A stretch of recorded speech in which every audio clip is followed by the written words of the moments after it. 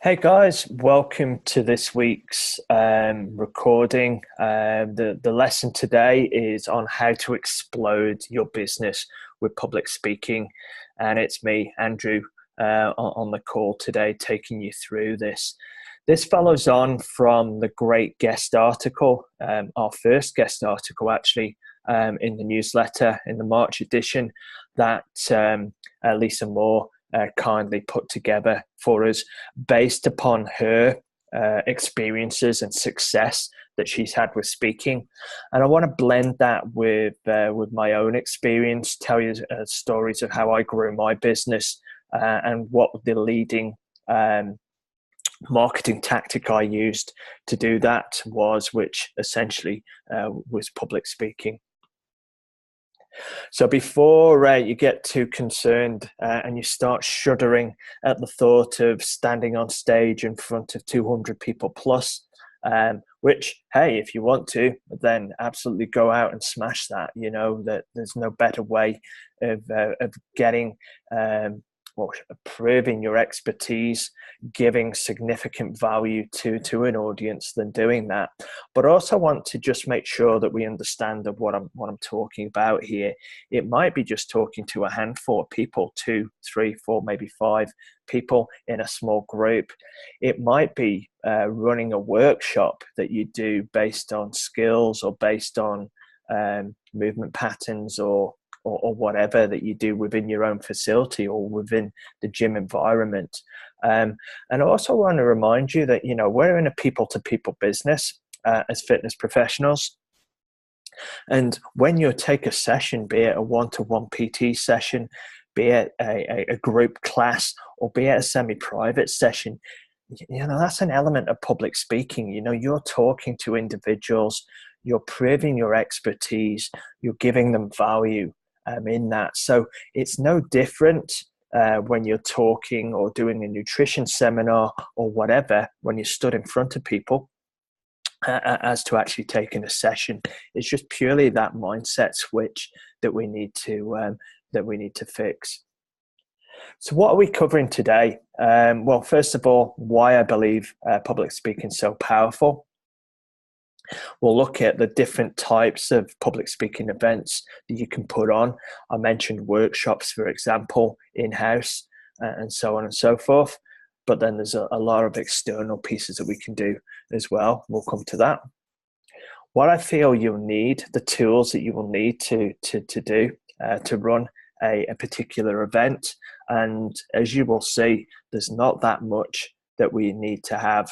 We can get started with very little, but then we can add to our toolkit and make it much more professional as you grow and develop. I want to break it down into simple steps so that you can understand the processes involved, what you need to do. I'll be giving you a bit of homework to follow up on at the end of this call as well. Essentially, I really want to encourage each and every one of you listening to give this a go, because it certainly worked for me, and I know that it will work for each and every one of you as well. I want to give you, touch on, the key elements of marketing. We need to find a group of people to present to, but we also want to look at the sales aspect as well. Once they've attended, converting those people into taking the action that you want them to take. Now, every speaking opportunity you have, every workshop that you run, it may not be appropriate to do a sell into a particular program or something. Your sale in that respect, or in that instance, might be just to collect their contact details so that then you can follow up with them, build rapport, build trust, and create a relationship with them that within your follow-up, you're able to invite them to take you up on your offer. We'll go over those offer bits there, and as I say, follow-up is essential. The term is fortune is in the follow-up, and that's certainly true. But I want to start out with why I believe public speaking is so powerful. I'll put on the slide here, it's one of the, if not the fastest way to grow your business. And certainly it can be done on a shoestring budget. You know, when I first started out, I remember the first session I ran, it took place in, I don't know what you would call it. Probably, well, it was a beauty, a boutique beauty salon / nutrition shop, which was, had an area laid out where they could run little workshops in, just out the back. And I was invited by the owner to come along and talk about health and wellness. She'd promoted it herself to her customer base, and she had 6 people attend the session at 7 p.m. I stood in front of the group.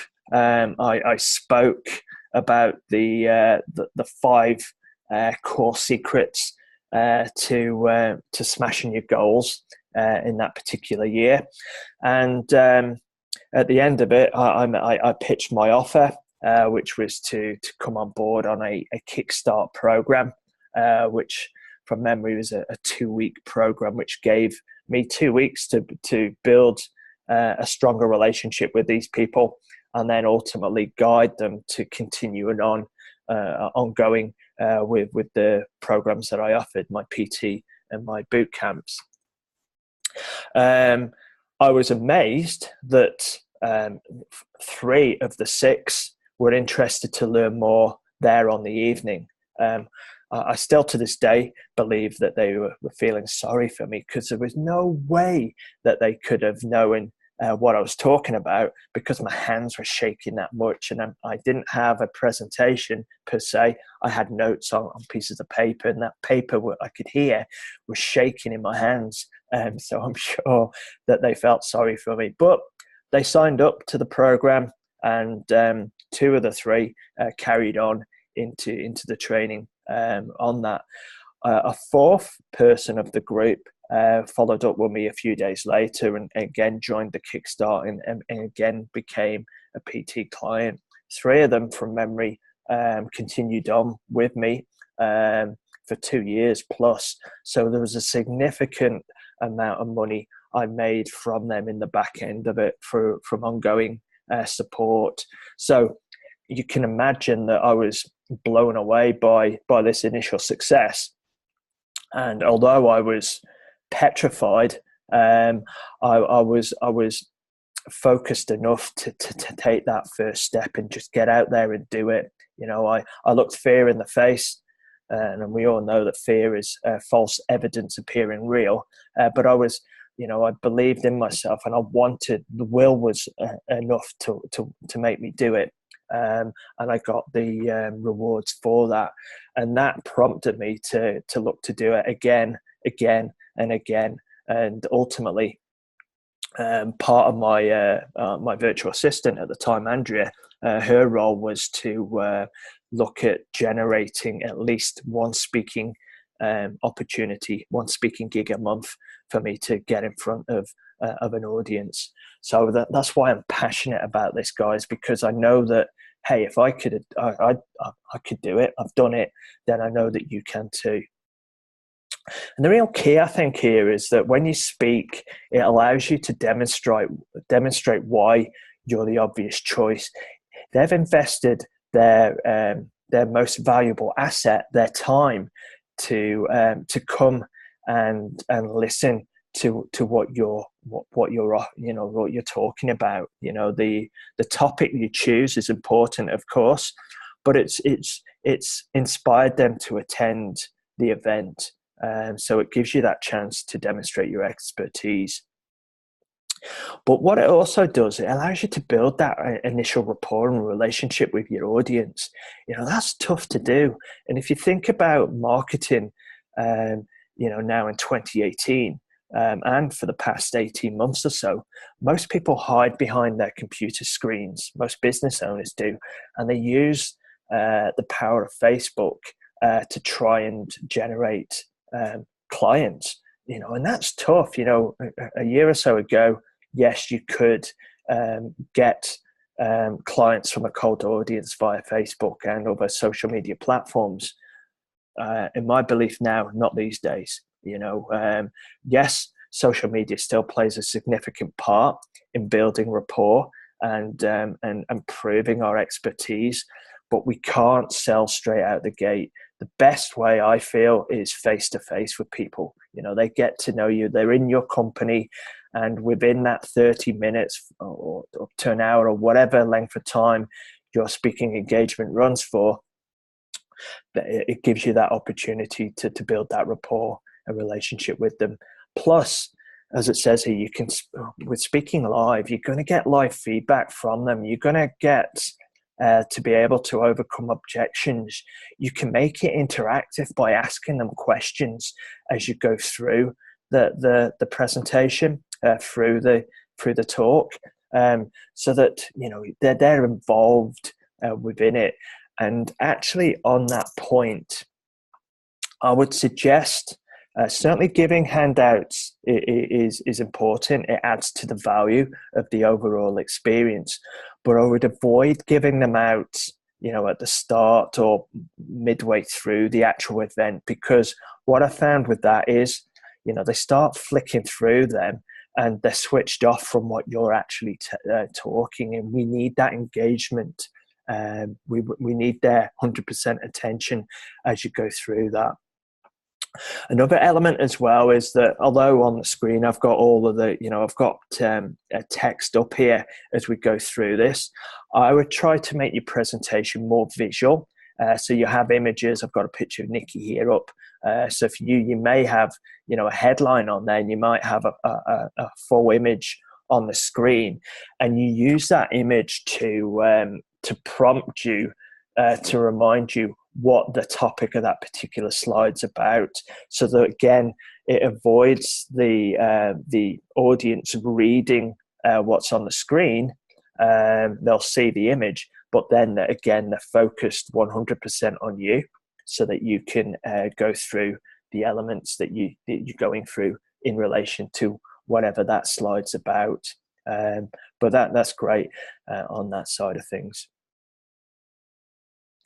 So, what types of public speaking events do I believe there are? Well, I think there's two main elements to this. The first is outbound, and what I mean by that is that you will go out and visit a particular business or particular groups and associations where your target audience is. So I've listed clubs, associations, and corporations there. I've done a number of what I would call lunch and learn speaking gigs, where I've gone into a business at lunchtime with a 20 to 30 minute chat, so that the people can listen while they're eating their lunch. They've worked extremely well, and that can lead into corporate wellness potential opportunities for you. But I've also looked where I'm based, and looked at what clubs and associations there are, and are my target audience in those particular groups. If they are, I'm doing some research, put my detective hat on to look to see who the organizer or who the chairperson of that particular club or association is. And then I'm writing to them, following up via phone call, etc., to get contacting them essentially to introduce myself, explain that I've got a fun, informative, and educational piece of content that I would be welcoming to share with their group, and would they be interested in learning more, which in turn would lead to a meeting where I could meet them face to face, and just gives me that opportunity then to book that particular gig. What you'll find, particularly with the external side of things, is that these group members, and I've got some samples online in a bit to share with you, to show you how to do some research, is that it's challenging running an association and trying to think what content we're going to do at upcoming meetings. So if you've got somebody, an expert in a particular field, i.e. health and wellness, that is prepared to come to you and do a talk, and you know that it's going to be relevant to your group members, then wow, that's a weight off your shoulders on that side of things. The other element is inbound. So we have outbound, we also have inbound. And this is essentially where you have the group coming to you, to your facility, to the gym that you work out of. It could be, if you work in a gym as a gym based trainer, that it could be members of that gym that you run a particular a skills-based workshop. It could be a nutrition a demonstration, or it might be a talk on supplementation or whatever it is, but they're coming in to you.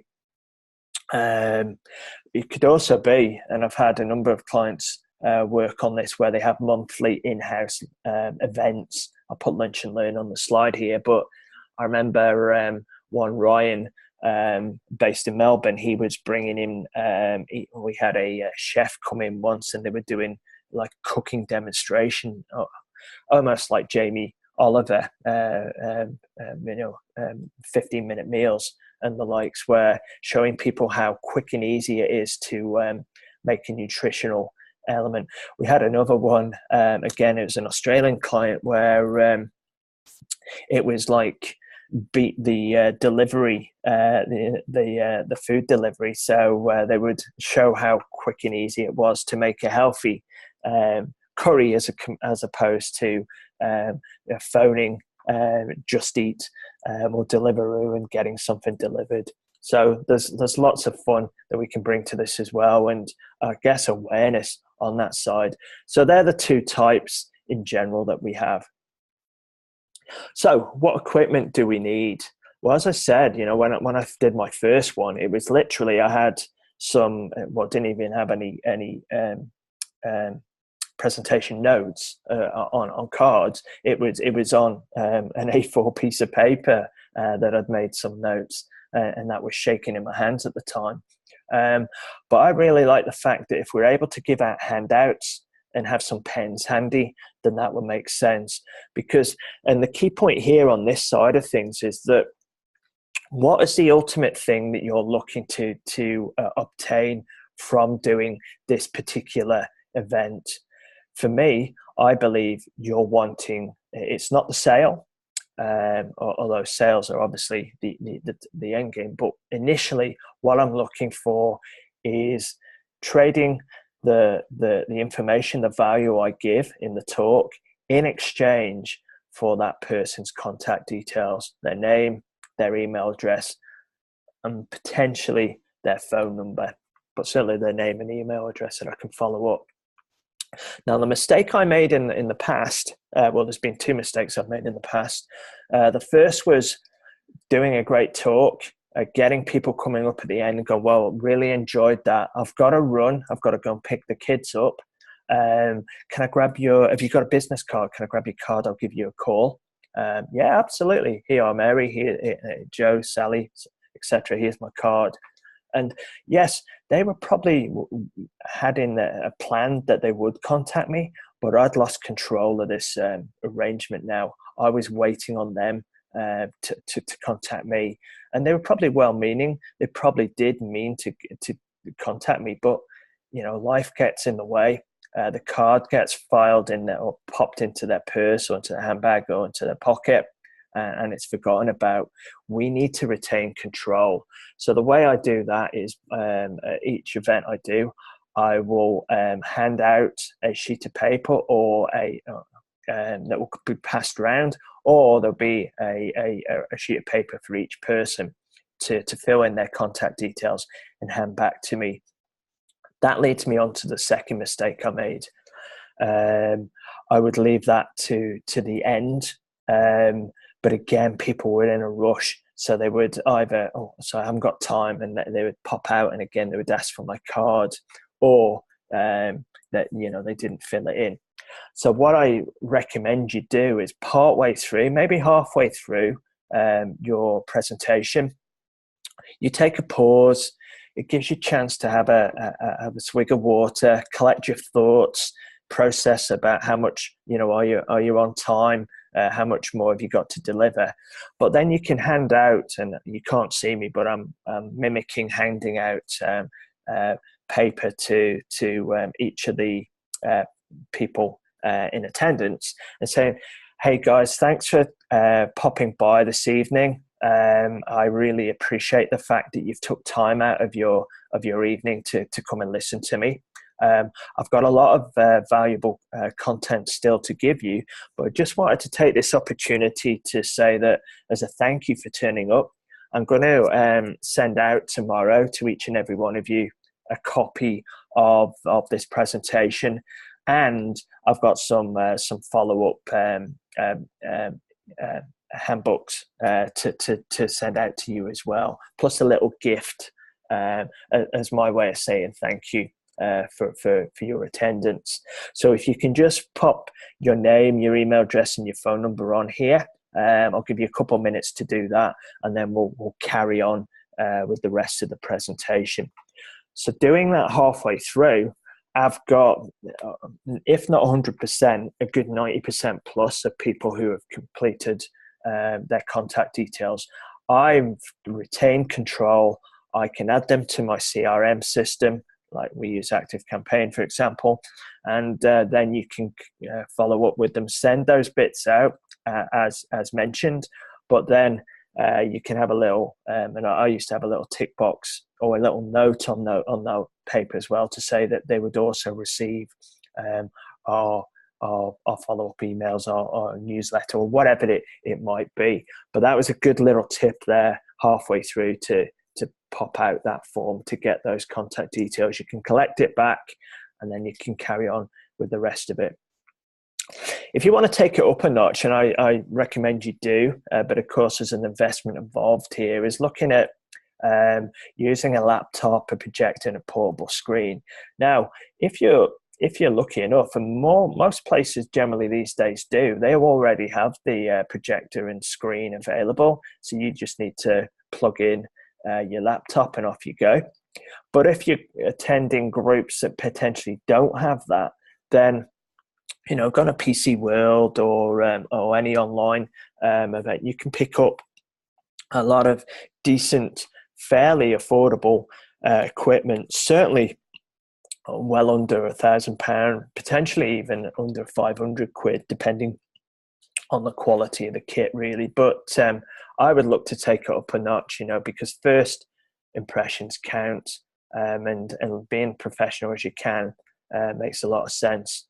Looking at this photo of our mastermind, actually, just looking at the some of the clothes that we're wearing here, I would also suggest, it's probably, I don't need to, but I think it's important just to be clear, when you are presenting, we don't need to be suited and booted unless that's the audience that you're after. But certainly I would be not turning up in just a t-shirt and my training gear and stuff. I would, if you want to promote your business, certainly have a polo shirt, perhaps, guys, with a logo on, or like a smart shirt. By all means, then wear some quality jeans and some shoes. But where we want to promote the right first impression, and that goes a long way. Okay, so let's break it down. There's 4 elements of the process of getting our speaking gigs up and running. First off, obviously, we need to get people aware that we're running an event, and that's where our marketing comes into play. There's some key areas which we'll go into that in the coming slides.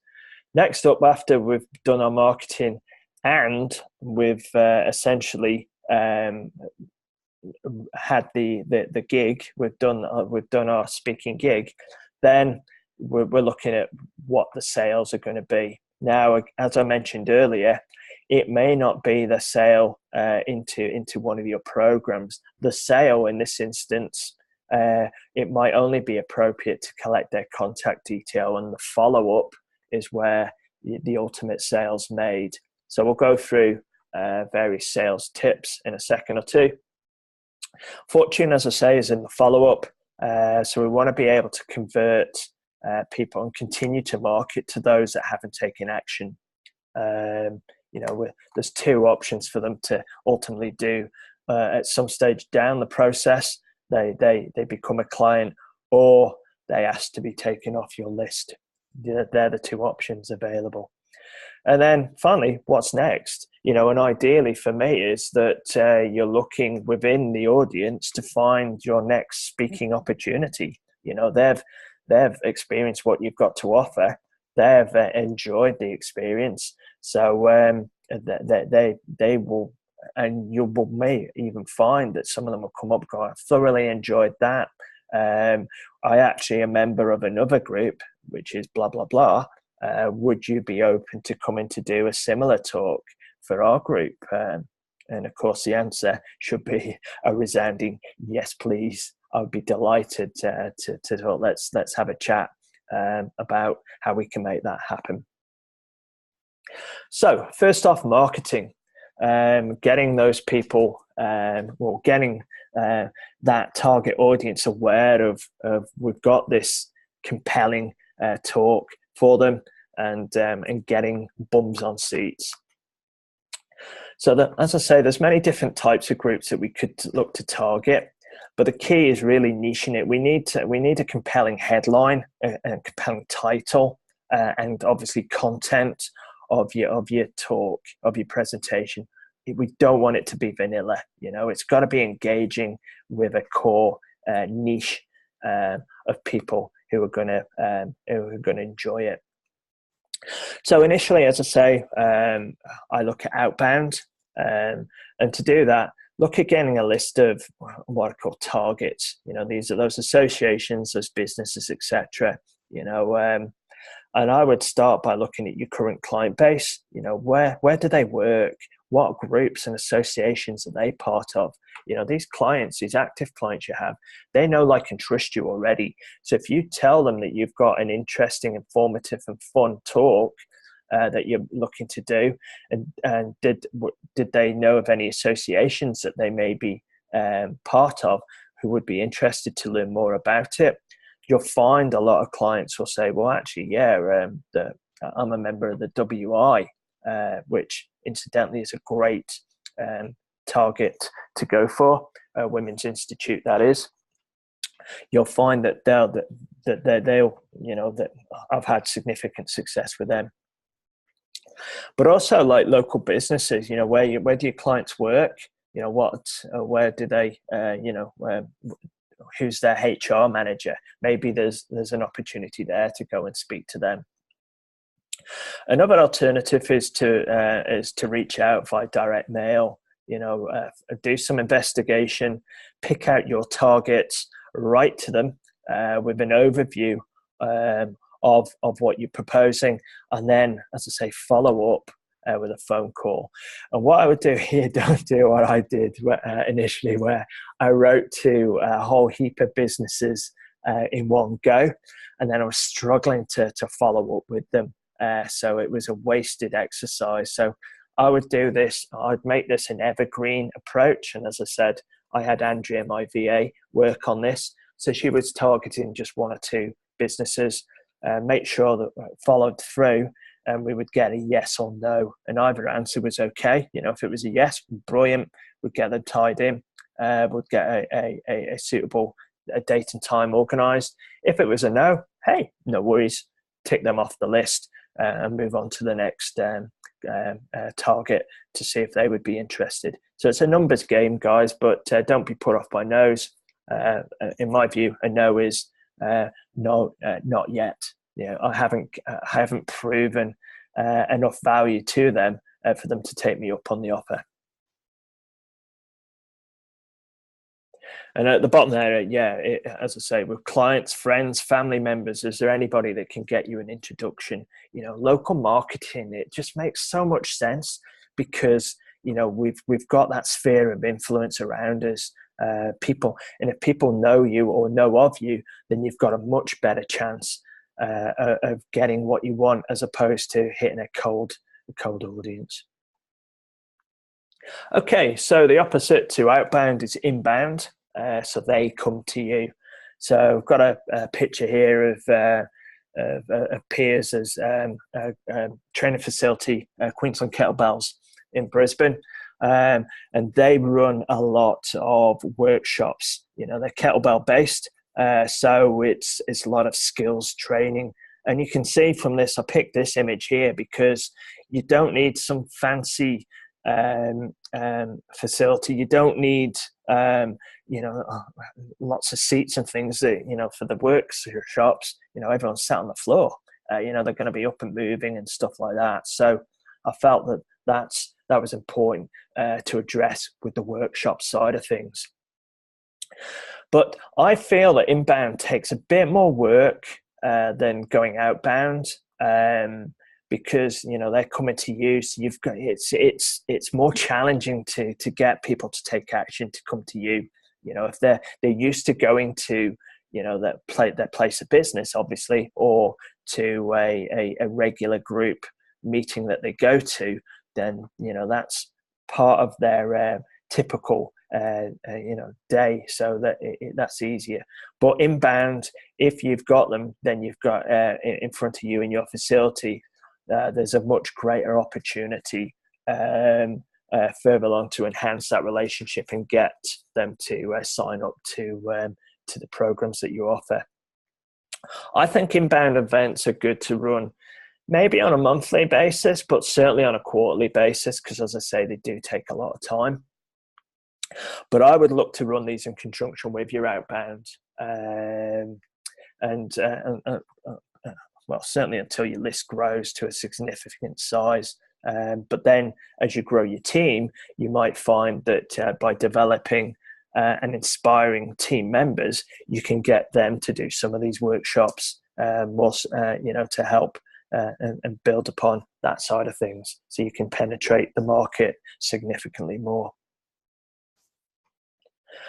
With sales, this is where we're looking, obviously, for them to take action. And the sale, to be honest, is made through the actual event. It's not at the very end, because as you go through and provide significant value to attendees, then you're establishing credibility, you're showing and highlighting your expertise. And of course, it goes without saying that there's significant, good, relevant content that you're mapping out to them. Key with anything for a sale, it's build the problem, agitate that problem, solve it, and then present your solution or goal. Then that's the way that you can have them wanting to become a client of yours. You're not having to sell yourself. They're almost selling themselves to become a client of yours. You also, I feel, have to present your methodology or process or system. Everyone's vanilla these days in that, that I'm a personal trainer. Well, we need to be more than that. We need to be the expert in a particular niche, be it the trainer who runs the Stronger for Longer program for people to increase the longevity of life, and that being active as they age, to give them that lifestyle and that independence as we become through our 60s and so on. It might be that you become the corporate trainer, or it might be that you run a particular thing, much like, look at Joe Wicks, the body coach, how he picked his system, his program. People want to do that particular program as opposed to doing training. It's difficult to sell fitness, guys, but if we can show our expertise and we promote health and wellness, you can't put a price on your health. So if we're able to do that in a way and load it up with social proof and remove the risk of them making a bad decision, then it becomes a much easier proposition for them to say, hey, tell me what I need to do next. Well, let's sit down, let's have a chat about your particular challenges, and I can present the most relevant and recommend the most relevant solution for you based upon your time, your budget, and your availability. I feel the key component to your success is going to be your offer. And I believe there's the types of offers that we have available to us is like the one-step approach where we go straight for the sale, or it might be a two-step approach. I used to favor the two-step in that, I want to deliver value at the event, and my key objective that I wanted to get from that event was collecting, as I said, their contact details so that I could follow up with them with giving extra value with some handouts, a copy of the presentation, etc., and then driving them to take me up on an offer. You can, of course, and I've used this as well, an A and B offer. An A offer is generally your main offer, and your B offer is something slightly less intimidating or of an offer to take. What I mean, I'll give you an example of what I mean by that. So I used to offer, as I said, I had a Kickstart or Jumpstart program that they would sign up for. It'd be a 2-week program just to get them into the routine of working with us. So they would have either be 4 or 6 sessions over those 2 weeks with us. If they weren't prepared to take that up, then my B offer was it was like an ebook or a home training program or a nutrition program that they could follow, like an ebook or something. It was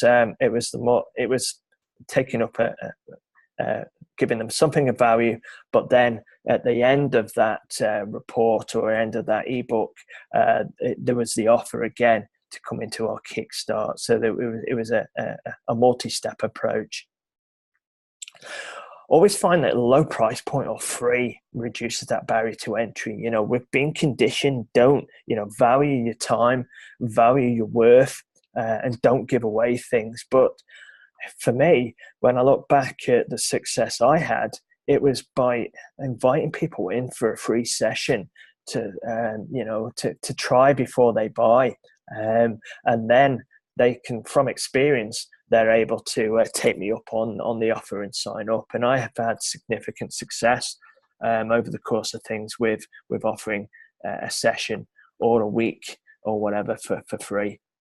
Always think of the long-term approach here, that play the long game as opposed to being short-sighted and looking at giving away that 1 hour of your time for free. We must always make sure that the offer is congruent with your current business goals and objectives. You don't want to be offering something that has no connection whatsoever with the business in hand. Okay, so you want to make sure that that there's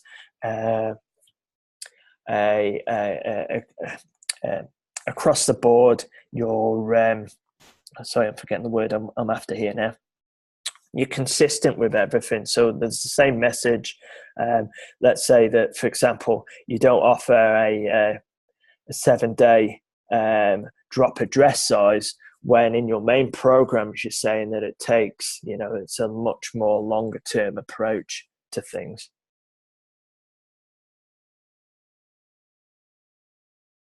Okay, we want to qualify our offer. So how do we do that? Let's take a sip of water here. You want to outline who your ideal client is. So you need to be clear in your head, and hopefully all of you have a total clarity on the types of clients you want to work for or work with.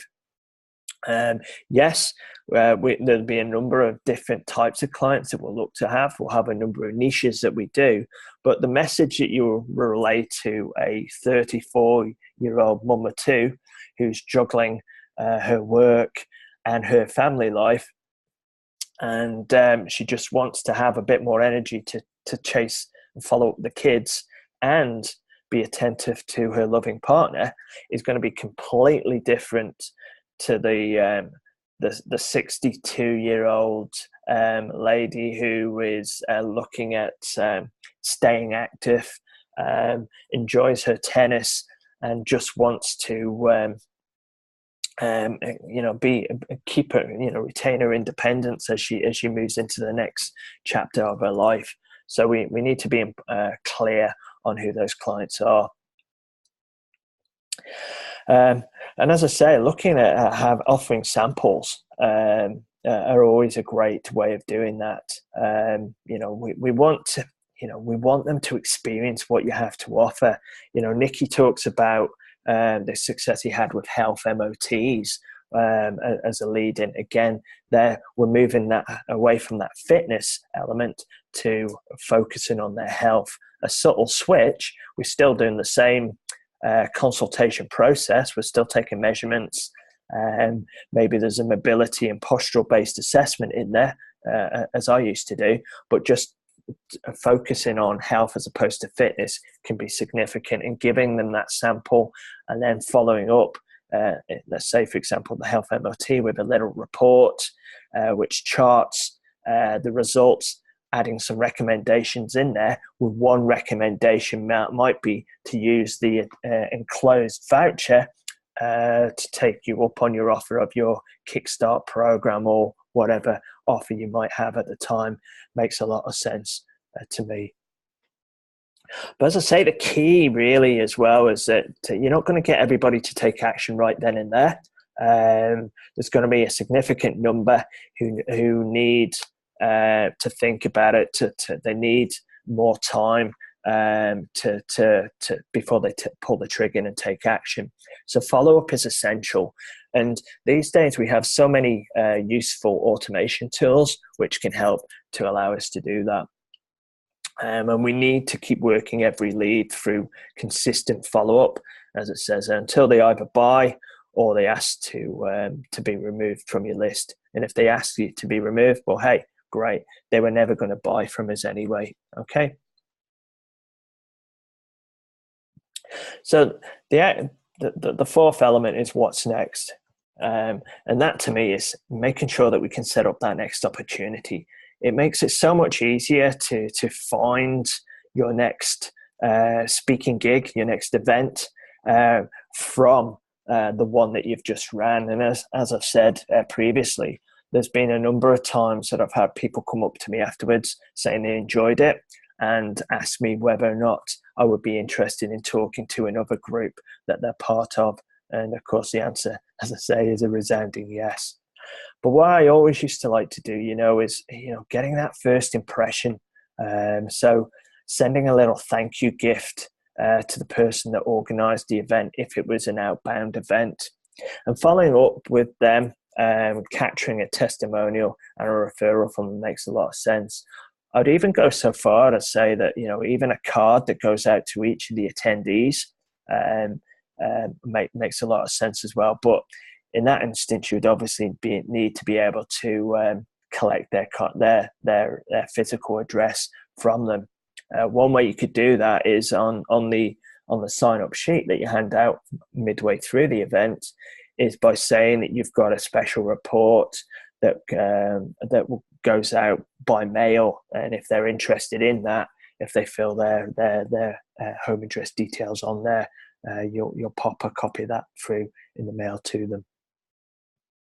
But that's a key way of doing that. The other way, as I mentioned, is setting up those next opportunities. Was I had my assistant Andrea looking at. I'd give her parameters of the types of groups, associations, and businesses I was looking at. She would pull the list together. She would put together the actual letter for me.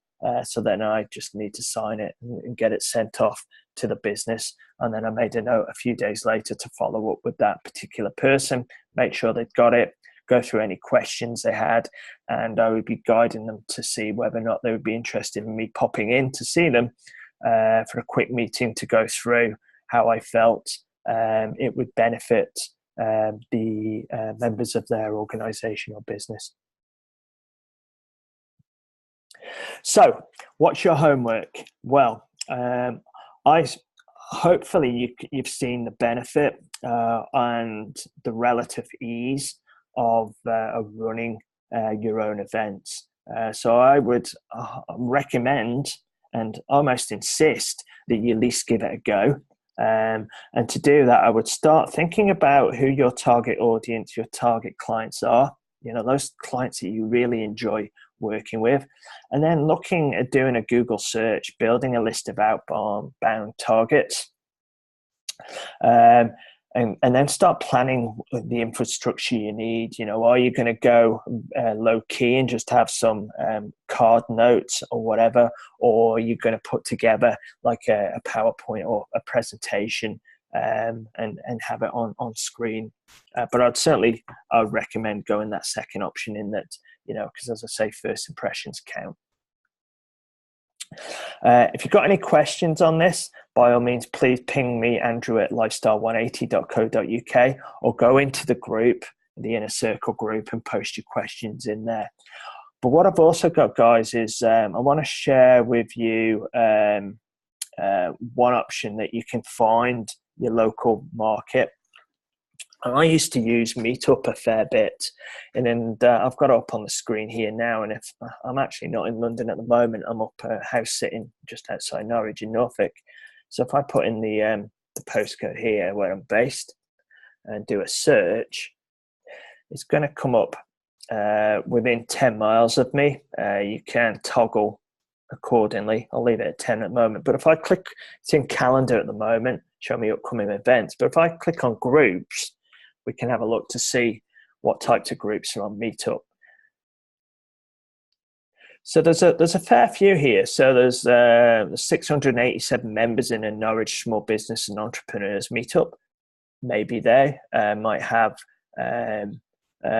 your target audience in there.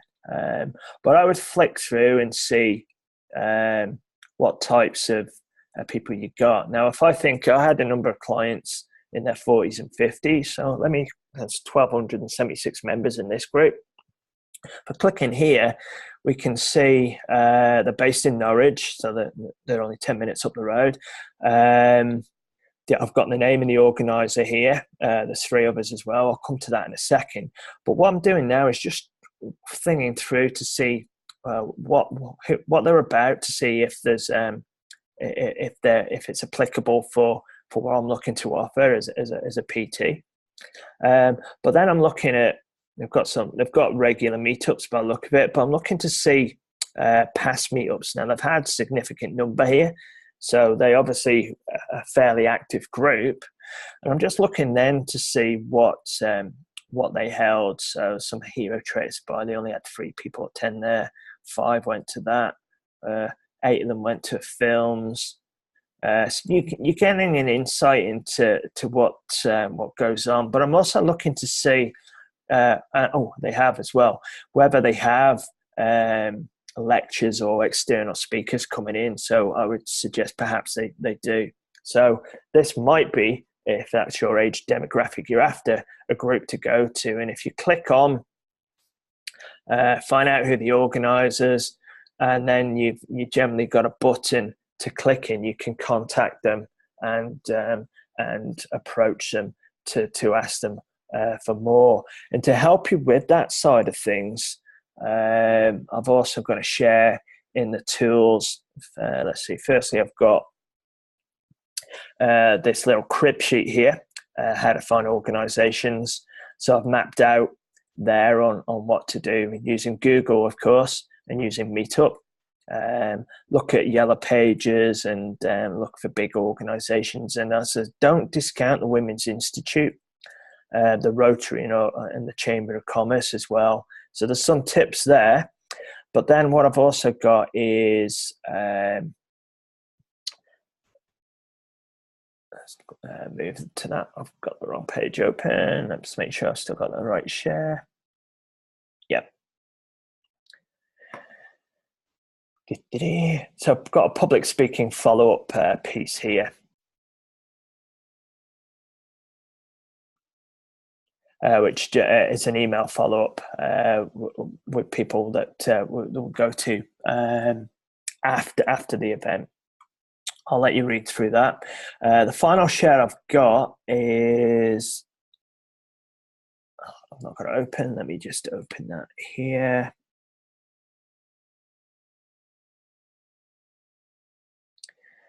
New share is a sample follow-up sequence. So I've got a series of emails that you can adapt and plug into your CRM system, and that, so you're able to follow up with people and guide them to taking action on that side of things. So some little tools there, but as I say, have a look through and let me know any questions you might have on that. But the key here, guys, is reviewing this again and going through your homework. So building your list and then approaching them and taking action. So hopefully you found this a benefit today, and any questions, let us know. Otherwise, we'll catch up with you again very soon. Take care, and bye for now.